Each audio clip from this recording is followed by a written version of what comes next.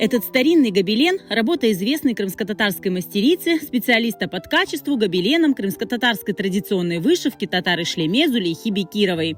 Сегодня увидеть воочию работы Зулейхи Бекировой – это большая удача. В Крымско-татарском музее культурно-исторического наследия в Акмисджите отметили 110-летие Зулейхи Бекировой. Ее называют мастерицей, которой было суждено возродить умирающий народный промысел – традиционную крымско-татарскую вышивку. О берген белгилер бүгін біздің мәдениетімізде гүллей, ачыла. О халқымыз үшін çok büyük insan. Bunu herkes bilmek gerek, bunun kadrine yetmek gerek.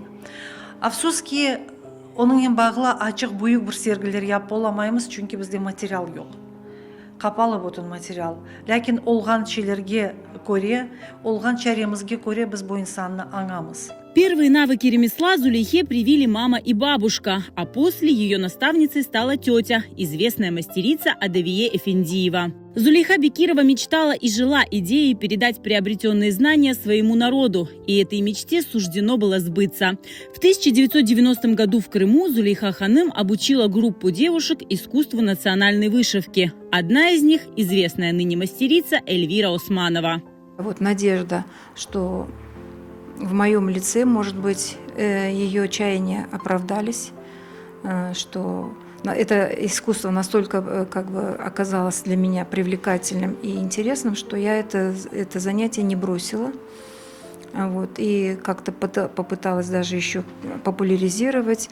В связи с этим вышла книга в 2022 году. Называется она «Йол Шашарма». Специально такое было дано название, чтобы как путеводный призыв, чтобы мы не забывали, кто мы, откуда мы, где наши корни.